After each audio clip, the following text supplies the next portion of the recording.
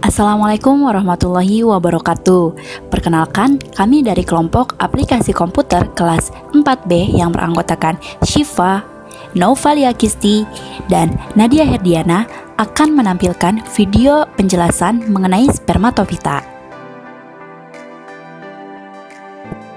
Spermatofita atau tumbuhan berbiji adalah jenis tumbuhan yang paling sempurna, baik alat tubuh maupun alat perkembangbiakannya. Tumbuhan berbiji ini memiliki alat tubuh yang lengkap, yang terdiri dari akar, batang, dan daun. Tiap-tiap alat tubuh tersebut mempunyai fungsi yang jelas. Alat perkembangbiakannya berupa bunga dan biji. Spermatofita ini terbagi menjadi dua, ada gimnosperme atau tumbuhan berbiji terbuka dan ada angiosperme atau tumbuhan berbiji tertutup.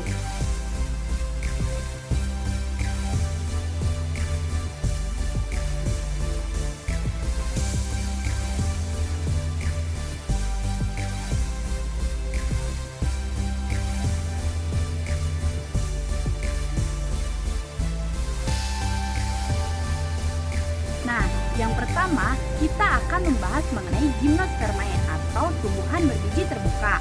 Dinamakan gimnospermae karena letak bakal bijinya terbuka, tidak terlindungi daging buah. Gimnospermae ini memiliki akar tunggang, namun ada beberapa yang berakar serabut. Bunganya tidak memiliki alat perhiasan bunga, hanya memiliki alat perkembangbiakan yang disebut sporofit. Daunnya tebal, berbentuk jarum kecil, namun ada juga yang berbentuk tipis dan melebar. Contohnya adalah daun melinjo. Nah, gimnospermae ini memiliki bunga yang tersusun dalam strobilus. Ada yang berumah satu dan ada yang berumah dua. Dinamakan berumah satu jika strobilus jantan dan strobilus betina berada pada satu pohon yang sama, dan dinamakan berumah dua jika strobilus jantan dan strobilus betina berada pada pohon yang berbeda.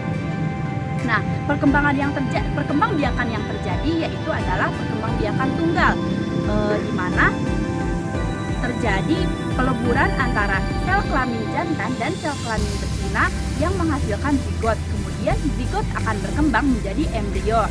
Nah, gimnospermae ini terbagi menjadi 4 ordo. Yang pertama ada ordo Cicadinae, contohnya adalah Pakis haji atau Cichas rumphii. Kemudian ada ordo Coniferae, contohnya adalah Pinus atau Pinus mercusii. Yang ketiga ada ordo Gnetinae, contohnya adalah Gnetum gnemon atau melinjo. Dan yang terakhir adalah ordo Ginkgoginae, contohnya adalah tanaman ginkgo biloba. Contoh yang pertama di sini adalah pinus. Pinus memiliki akar tunggang dengan struktur perakaran yang kuat mencengkeram tanah. Batangnya membulat dengan permukaan batang retak-retak dan berwarna kecoklatan. Daunnya berupa daun majemuk, pangkal sampai ujung daun hampir sama lebarnya. Rantingnya berukuran pendek berbentuk seperti jarum. Bunga pinus terbagi menjadi bunga jantan dan betina. Bunga jantan berbentuk silindris sedangkan bunga betina berbentuk kerucut. Kemudian di sini ada tanaman pakis haji. Tanaman pakis ini memiliki akar tunggang. Biasanya batang tumbuh tegak lurus dengan postur rata namun tidak licin. Karakter daun pakis ini adalah daun majemuk dengan bentuk sedikit menyirip. Dalam setiap tanaman terdapat beberapa biji yang berbentuk bulat oval dan bulat sempurna. Contoh yang terakhir di sini ada cemara Norfolk. Batangnya berukuran tinggi dan berbentuk kerucut. Daun berbentuk ramping dan runcing. Warnanya biasanya hijau gelap. Cabang pohon cemara ini tumbuh rapat dengan cabang lainnya, sehingga tampak seperti lingkaran cabang yang tumbuh dari titik yang sama. Pohon cemara ini tidak menghasilkan buah, melainkan pinekon atau runcung cemara. Runcung cemara adalah semacam pucuk yang membawa biji dan juga menjadi organ reproduksi pohon cemara untuk berkembang biak.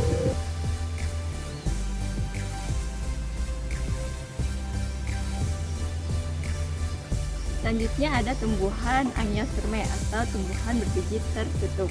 Nah, ini dibagi menjadi dua, yaitu monokotil dan dikotil.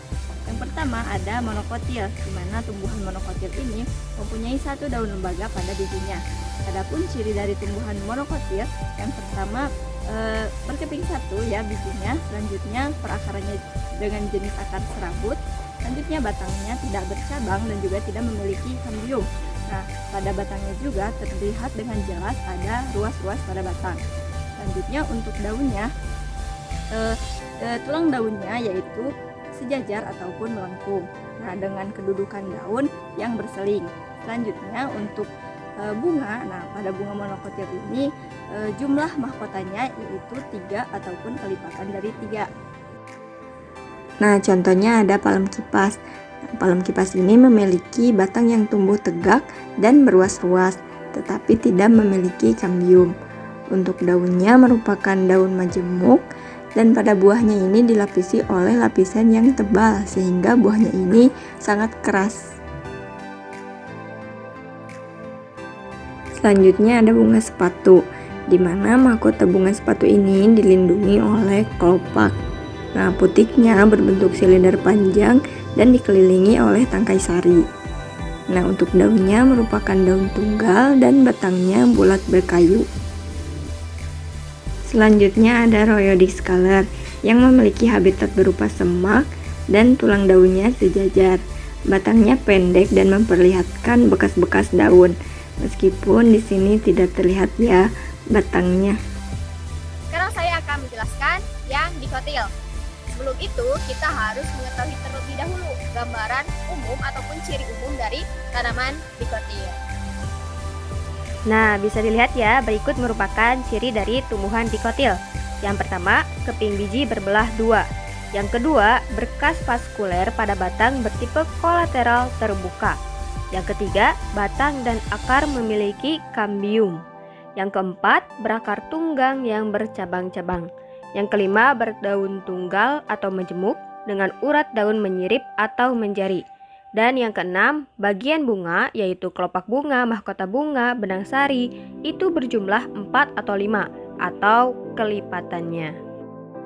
Oke, sekarang setelah semuanya sudah tahu mengenai ciri umum dari tanaman dikotil, saya akan memperlihatkan contoh-contohnya.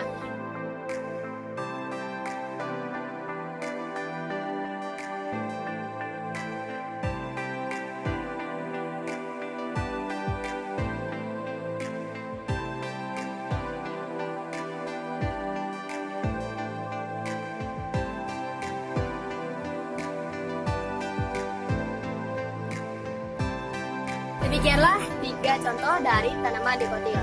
Sebenarnya masih ada banyak sekali, namun pada video kali ini saya hanya menyebutkan 3 contoh saja. Terima kasih bagi yang sudah menonton. Wassalamualaikum warahmatullahi wabarakatuh.